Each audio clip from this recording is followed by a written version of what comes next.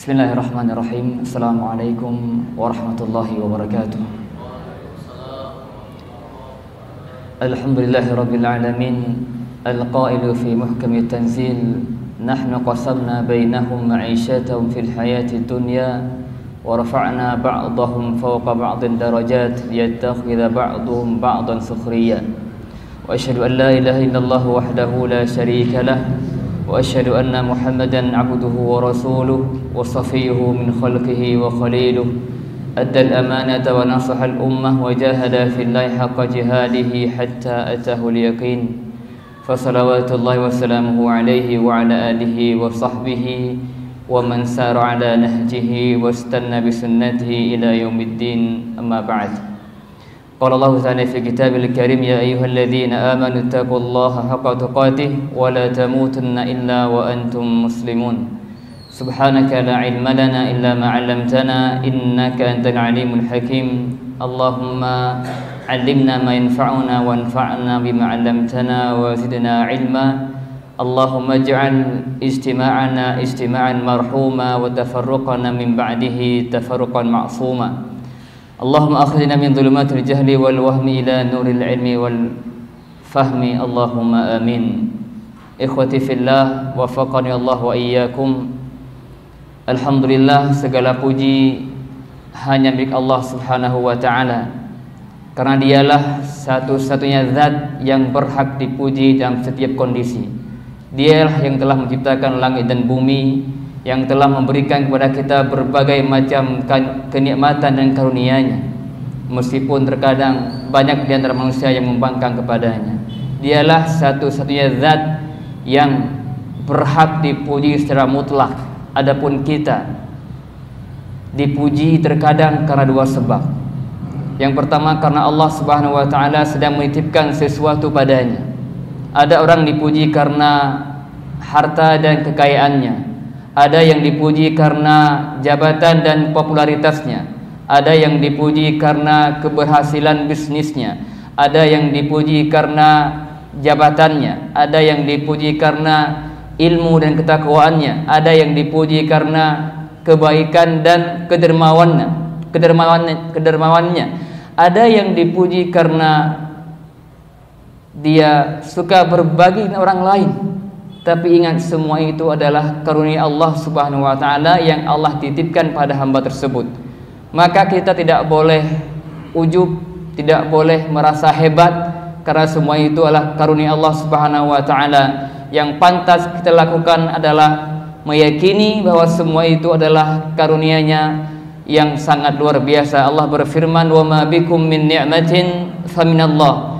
Tidak ada satu nikmat pun yang ada pada diri kalian, sekecil apapun itu, faminallah, melainkan itu dari Allah Azza wa Jalla.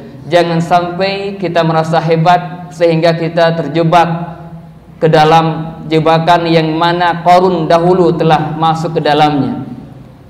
Ketika Qarun, Allah berikan karunia yang luar biasa besar, banyak harta yang melimpah ruah. Ketika kaumnya menasihatinya, dia malah mengatakan, qala innama utituhu ala ilmin indi. Dia mengatakan, sungguh apa yang aku dapatkan ini itu karena keilmuan saya, karena kepandaian saya, karena saya orang yang paling berhak untuk mendapatkan itu semuanya. Qarun lupa bahwa semua itu adalah dari Allah Subhanahu wa ta'ala.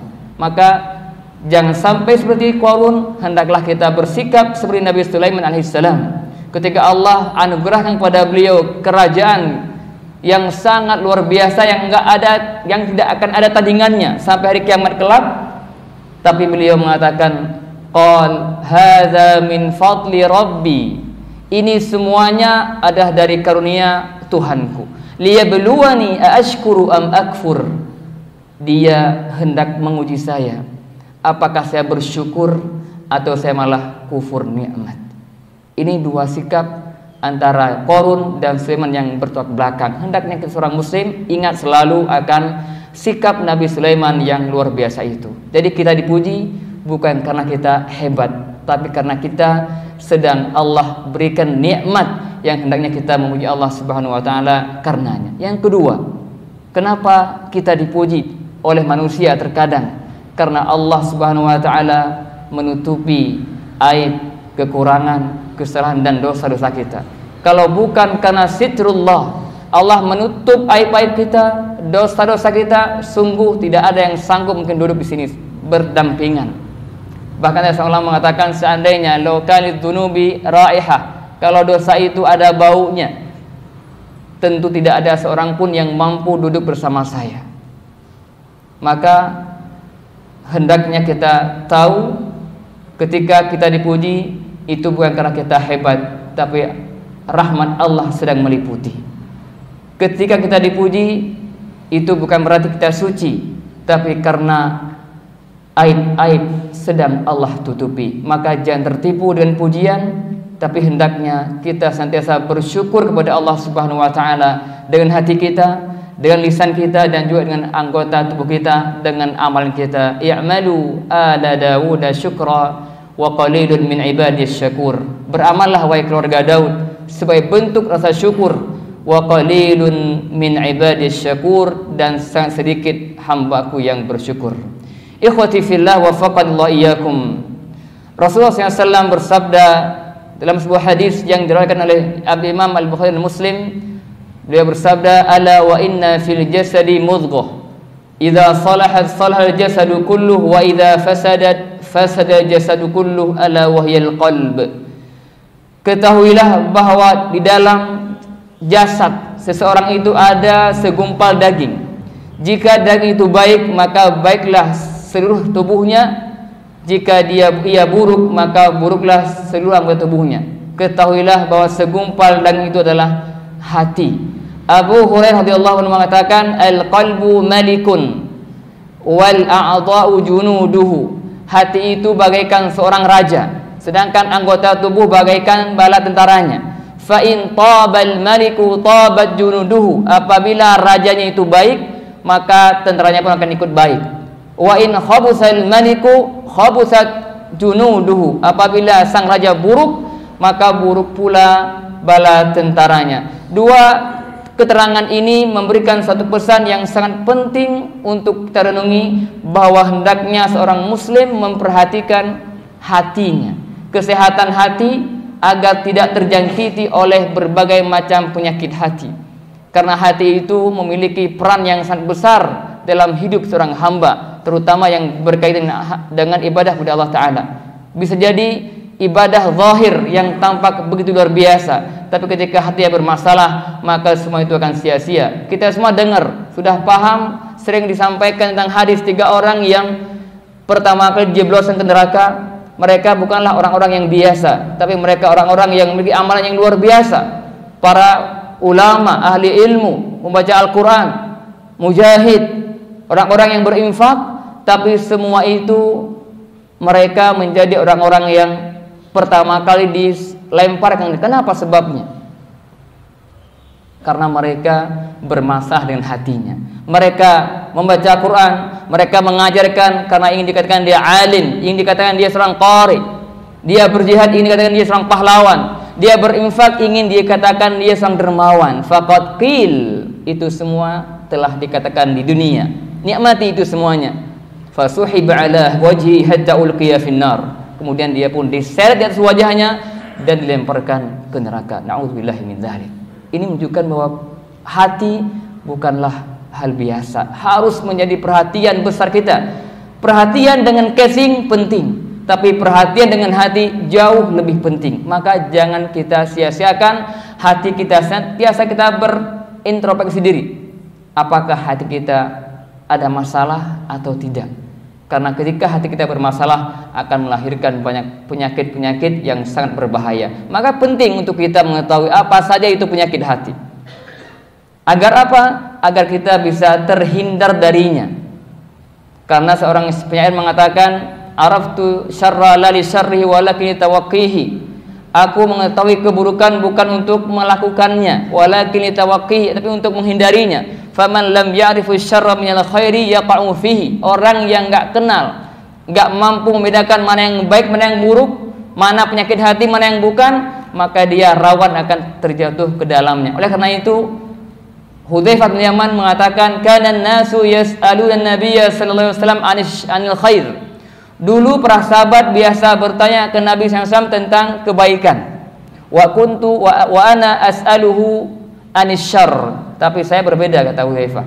Tapi saya bertanya kepada beliau tentang keburukan. Kenapa beliau bertanya tentang keburukan? Beliau mengatakan, makhafatan yudrikani. Saya khawatir jangan-jangan keburukan itu menimpa saya. Beliau ingin tahu itu agar menghindari. Maka kita pun seorang muslim yang ingin hatinya sentiasa bersih, sehat, hendaknya tahu apa saja penyakit-penyakit hati agar kita bisa selamat dari segala penyakit hati tersebut. Dan di kesempatan hari ini insyaallah kita akan membahas satu di antara sekian banyak penyakit hati yang dijelaskan oleh para ulama, yaitu al-hasadu. An-Nabi sallallahu alaihi wasallam bersabda, dabba ilaikum da'ul umami qablakum. Telah menjalar pada kalian penyakit umat-umat sebelum kalian, al-hasadu wal baghdha, yaitu hasad dan kebencian. Nabi SAW bersabda, iyyakum wal hasad, waspadalah kalian terhadap hasad, fa innal hasada ya'kul hasanat kama ta'kulun narul hatab. Karena hasad itu akan memakan kebaikan-kebaikan sebagaimananya api melahap kayu bakar. An-Nabi sallallahu alaihi wasallam bersabda, la tabaghadu wa la tahasadu, ila akhir hadis. Janganlah kalian saling membenci, janganlah kalian saling berhasad. Idzan ma huwal hasad? Apa itu hasad? Kata para ulama, seperti dikatakan oleh Ibnu Qayyim rahimahullah taala fi kitabi Bada'il Fawaid, aslul hasad huwa bughdu ni'matillahi 'alal mahsud. Kebencian seseorang terhadap nikmat Allah pada orang yang dihasadi. Wa tamanni zawalaha, dan dia menginginkan nikmat yang ada pada orang yang dia benci itu, yang dihasadi itu hilang. Kemudian Ibnu Jibril mengatakan rahimahullah taala, huwa tamanni zawalan ni'matil mahsud wa illam yasir lil hasid mithlaha, yaitu menginginkan hilangnya nikmat dari orang yang dihasadi meskipun dia tidak menginginkan nikmat itu pindah ke dia. Sebatas dia ingin nikmat yang ada pada orang lain itu hilang, itu sudah hasad. Au tamanni adami husul ni'mati lil ghair, atau dia ingin tidak mau orang lain itu dapat nikmat. Ini hasad. Maka waspadalah. Jadi indikator seseorang itu terjangkiti penyakit hasad, pertama dia tidak suka orang lain dapat nikmat apapun itu bentuknya. Rezeki, harta, anak, ilmu, apa saja yang itu suatu kebaikan dia benci. Dia mendapatinya, orang itu mendapatinya, maka itu hasad. Atau yang kedua, dia menginginkan nikmat tersebut hilang pada diri seorang. Ini dua indikasi seorang itu terjangkiti penyakit hasad. Maka kata para ulama, hasad itu ada beberapa tingkatan. Yang pertama, bahwa seseorang menginginkan, atau pertama bahwa seseorang hanya sebatas membenci nikmat yang ada pada orang lain. Artinya dia nggak senang lihat orang lain dapat nikmat. Itu sudah masuk hasad. Tapi ini masih level rendah, tapi sudah masuk dosa ini, ya. Yang kedua, dia menginginkan, dia benci dan menginginkan nikmat yang ada pada orang tersebut hilang. Ini level kedua. Dia tidak menginginkan itu pindah ke dia. Dia sebatas dia benci dan ingin orang itu hilang nikmat darinya. Ada nikmatnya, level yang ketiga, dia benci dan dia ingin nikmat itu hilang darinya dan berpindah kepada dirinya. Ini level yang sangat tinggi, ini parah. Tapi ketiga-tiga ini termasuk hasad yang haram, tidak boleh. Ada yang terakhir, itu kita bilang al-hasad tapi bermakna al-ghibtah. Al-ghibtah itu artinya kita ingin seperti orang lain dapatkan berupa nikmat, tapi kita tidak membencinya dan tidak menginginkan hilang darinya. Hanya sebatas kita lihat orang itu punya ilmu, kita ingin seperti dia. Orang itu Allah berikan kekayaan, kita ingin seperti dia. Tanpa sedikit pun ada rasa benci, tanpa menginginkan nikmat itu hilang pada dirinya. Ini namanya al-ghibtah kata para ulama. Atau dalam bahasa ini katakan tanafus, munafasah. Ya, berlomba ingin mendapatkan seperti yang orang lain dapatkan, tapi tanpa disertai kebencian dan menginginkan hilangnya nikmat tersebut dari orang lain. Imam ini mengatakan wa ammal majaz, jadi beliau mengatakan hasad itu ada dua, ada hasad hakiki tadi itu yang membenci dan ingin nikmat itu hilang dari orang lain, ada hasad yang majazi itu al-ghibtah, kiasan. Al-ghibtah itu kata beliau huwa an yatamanna mithla al-ni'mati allati ala ghairihi min ghairi zawaliha an sahibiha. Dia menginginkan nikmat seperti yang ada pada orang lain tanpa menginginkan nikmat itu hilang dari orang tersebut. Fa in kanat min umuri dunya, jika hal itu berkaitan dengan urusan dunia, tetangga beli motor baru, ya Allah pengen motor baru. Tetangga dapat nikmat misalnya berhasil sukses dalam bisnisnya, pingin seperti dia. Hanya pingin, kata beliau, jika itu berkaitan dengan urusan dunia, fakanat mubah, maka itu boleh-boleh saja. Ya, kalau berkaitan dengan urusan dunia. Wa in kana ta'atan fahiya mustahabbah. Tapi jika hal itu berkaitan dengan ketaatan, dia orangnya rajin banget, sholatnya saf pertama terus, saya pengen seperti dia. Dia orangnya suka berbagi, ya Allah saya pengen bisa berbagi seperti dia. Ini kebaikan, ketaatan dan seterusnya. Kata beliau ini mustahabbah. Ini hukumnya dianjurkan. Ya, ini dua hal yang perlu kita bedakan antara kita menginginkan seperti orang lain tanpa disertai kebencian dan keinginan untuk hilang keinginan hilangnya nikmat orang lain, dengan hanya sebatas dengan hanya keinginan disertai atau keinginan disertai dengan kebencian dan mengharap nikmat tersebut hilang dari orang lain. Jadi hasad ini jamaah sekalian bukan penyakit yang biasa, tapi penyakit yang sangat berbahaya. Maka hendaknya kita senantiasa introspeksi diri, jangan sampai benih atau bibit hasad itu ada pada diri kita. Meskipun dikatakan bahwa ma khala jasadun min hasad, tidak ada satu tubuh pun yang terbebas dari hasad. Tapi beliau mengatakan fa innal laim yubdihi wa innal karim yukhfihi. Tapi bedanya orang-orang yang buruk itu menampakkan, melahirkan hasad yang ada pada dirinya itu. Adapun orang-orang yang mulia, dia berusaha untuk menolak. Jika ada hasad muncul, dia menolaknya dengan semaksimal mungkin. Karena manusia sangat wajar, manusiawi sekali ketika dia mengingin seorang itu, dia pingin. Dan bahkan ketika itu ada benih hasad, maka hendaknya segera ditepis, jangan sampai itu menjadi satu kebencian dan kemudian naik level berikutnya dia menginginkan itu hilang daripada orang lain.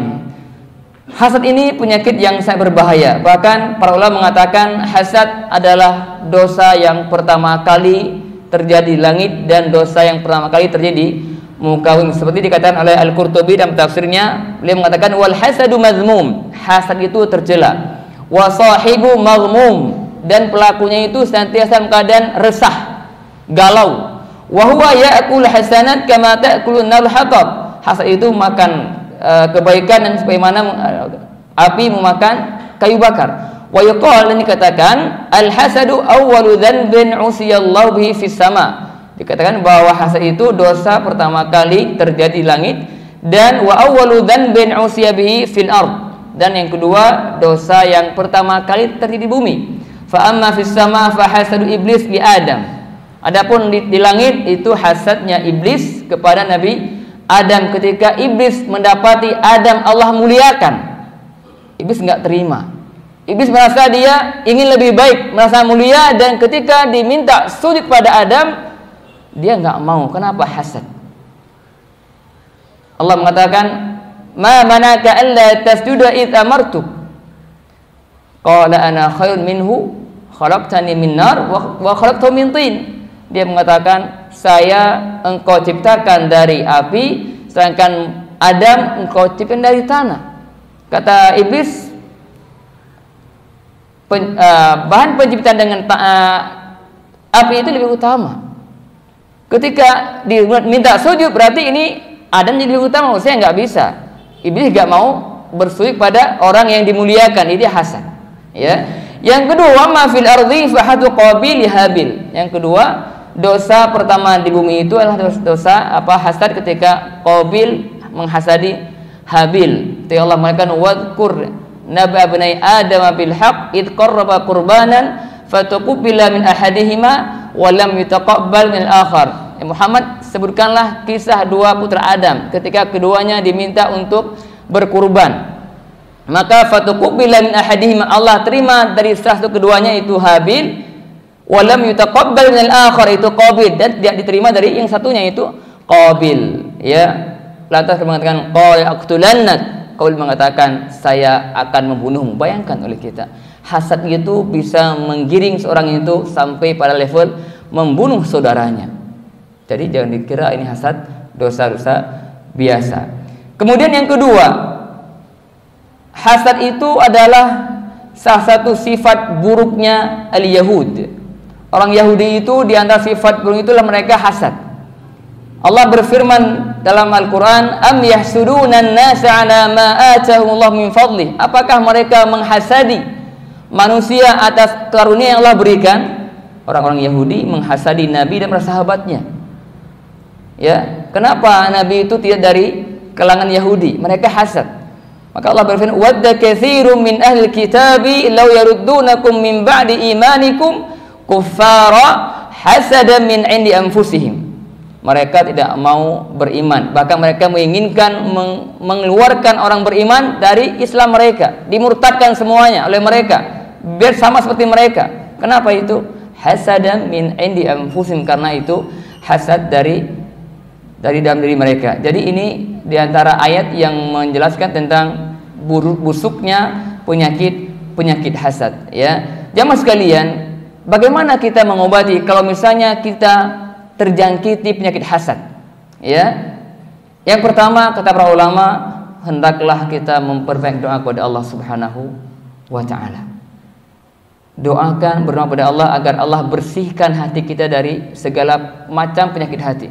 Ya Allah, bersihkan hatiku dari segala penyakit hati, hasad, kibir, semuanya. Sampai kepada Allah berdoa, karena Allah yang mampu membolak-balik hati seorang hamba. Maka jangan pernah tinggalkan doa misalnya Allahumma ati nufusana taqwaha wa zakkiha anta khairu man zakkaha anta waliyuha maulaha, dan seterusnya. Ya, atau bahasa apapun yang antum bisa, doakan kepada Allah, berdoa kepada Allah agar hati kita dibersihkan, karena hati bersih itulah yang nanti akan selamat pada hari kiamat. Yauma la yanfa'u malun wala banun, di hari di mana tidak lagi bermanfaat harta dan keturunan, illa man atallaha biqalbin salim, kecuali orang yang datang kepada Allah, menghadap Allah dan membawa hati yang selamat. Yang kedua, yang termasuk obat hasad adalah hendaknya kita meyakini, mengetahui dengan seyakin-yakinnya bahwa semua apa yang Allah berikan kepada orang lain itu